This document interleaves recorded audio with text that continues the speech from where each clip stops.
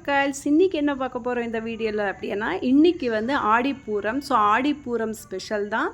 நம்ம மாசாணி அம்மன் கோயிலில் வந்து அம்மனை வந்து அலங்காரம் பண்ணியிருக்காங்க. ஃபுல்லு வளையல் வச்சுட்டு வளையலில் அலங்காரம் பண்ணியிருக்காங்க. ஸோ ஒரு 3 days பிஃபோர் தான் நாங்கள் வளையலெல்லாம் உங்களால் எவ்வளோ முடியுமோ அவ்வளோ எடுத்துகிட்டு வந்து கொடுங்க அம்மனுக்கு வந்து அலங்காரம் பண்ணுறதுக்கு அப்படின்னு கேட்டிருந்தாங்க. ஸோ எங்கள் ஃப்ரெண்ட்ஸு ஒரு 4 அம்மா 5 பேர் சேர்ந்து நாங்கள் வந்து அம்மனை வந்து வளையலில் வாங்கிட்டு போய் கொடுத்தோம். ஸோ அப்படியே ரோலாகவே 10 டசன்ன்ற மாதிரி ஒரு 20 டசன் வாங்கிட்டு போய் கொடுத்தோம். ஸோ அம்மனுக்கு வந்து இன்றைக்கி சூப்பராக அலங்காரம் பண்ணியிருக்காங்க. இங்கே பார்த்தாலே தெரியும் உங்களுக்கு, வளையலில் அழகாக கை மாதிரி பண்ணிவிட்டு ஜடையெல்லாம் வச்சுருக்காங்க. அம்மன் இப்படி தான் படுத்துட்டு இருப்பாங்க, நம்ம மாசாணி அம்மன். ஸோ அப்படியே கோயிலுக்கு இன்றைக்கி வந்து ஸோ பார்த்துட்டு வந்தோம். இங்கே பார்த்தீங்கன்னா நீங்கள் வாங்க,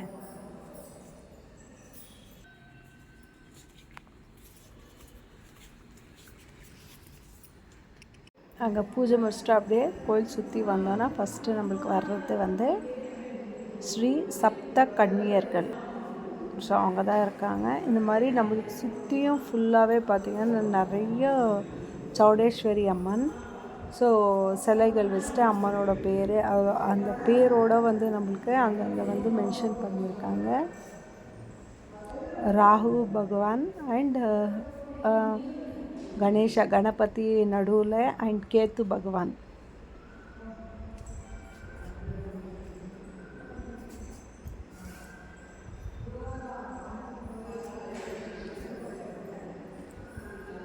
ஸோ இன்றைக்கி வந்து அவ்வளோவா க்ரௌட் இல்லை, ஸ்ரீ முருகர். ஸோ நாங்கள் க்ரௌட் இல்லை அப்படின்னு சொல்கிறத விட நாங்கள் வந்து லேட் டைமு, க்ளோசிங் டைம் ஆகுது. 12:30க்கு வந்து மதியம் க்ளோஸ் பண்ணிடுவாங்களா, மார்னிங் ஓப்பன் பண்ணிட்டு. ஸோ நம்மளுக்கு டைமிங் தெரியல. இன்றைக்கி வந்து ஃபுல்லாகவே ஓப்பனில் இருக்கும் அப்படின்னு நினச்சிட்டு தான் நாங்கள் வந்தோம். பிகாஸ் வந்து இன்றைக்கி ஆடிப்பூரம் அப்படின்றதுனால ஃபுல்லாக ஓப்பனில் இருக்கும் அப்படின்னு நினச்சி வந்தோம். பட் இல்லையா, மார்னிங்லேருந்து ஆஃப்டர்நூன் பார்த்திங்கன்னா ஒரு 12:30 க்ளோஸ் பண்ணிடுவாங்களா. திருப்பி ஈவினிங் 4 o'clock ஸ்டார்ட் பண்ணி ஒரு 8 o'clock போல் இருப்பாங்க போல் இருக்கு.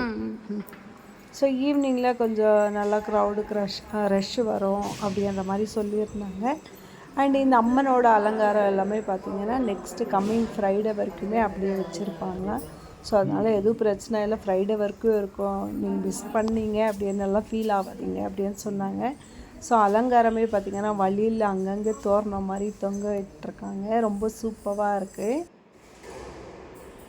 ஸோ ரொம்பவே ஹாப்பியாக இருந்தது. அம்மாவை வந்து பார்க்குற அந்த பாக்கியம் எனக்கு இருந்தது.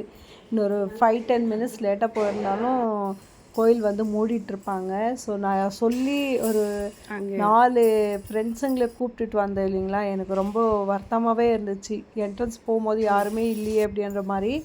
அப்புறமா ஓப்பனில் இருந்து எங்களை பார்த்த உடனே அவர் வந்து க்ளோஸ் பண்ணாமல் அப்படியே வச்சுருந்தார். அது வரைக்கும் ரொம்ப சந்தோஷம். ஸோ இங்கே தான் அதுக்கடுத்து அப்படியே உள்ளே வந்தோன்னா நம்மளுக்கு கற்பண்ணா சுவாமி கோயில். இது ஆக்சுவலி நான் இன்னொரு வீடியோஸ் எல்லாமே போட்டிருக்கேன், நீங்கள் அதோட லிங்க்கு நான் தரேன், நீங்கள் போய் பாருங்கள். இங்கே வந்து என்ன ஸ்பெஷல் அப்படின்னு பார்த்தீங்கன்னா, டியூஸ்டே, ஃப்ரைடே அண்ட் அமாவாசைக்கு வந்து கற்பண்ணா சுவாமி வந்து குறி சொல்லுவாங்க. ஸோ மெயினாக அமாவாசை அன்றைக்கி வந்து இங்கே ராவ் தங்கி, ஸோ ராவ் தங்கினோன்னா நெஞ்ச காரியம் எல்லாமே நடக்கும் அப்படின்ற மாதிரி சொல்லியிருக்காங்க. ஸோ இந்த கோயிலோட ஐதீகம் அப்படின்னு பார்த்திங்கன்னா, கற்பண்ண சுவாமிக்காக நம்ம அமாவாசை அன்றைக்கி ராவ் தாங்கினோன்னா நெஞ்ச காரியம் எல்லாமே வெற்றிகரமாக நடக்கும் அப்படின்றது தான். ஸோ நீங்களும் வந்து ட்ரை பண்ணி பாருங்கள். நான் பழைய வீடியோவோட லிங்க் வந்து உங்களுக்கு ஷேர் பண்ணுறேன், அதையும் போய் பாருங்கள். டிஸ்கிரிப்ஷனில் லிங்க்கை வந்து ஷேர் பண்ணுறேன். ஸோ இந்த வீடியோ பிடிச்சிருந்துச்சுன்னா உங்கள் ஃப்ரெண்ட்ஸ்க்கெல்லாம் ஷேர் பண்ணுங்கள்.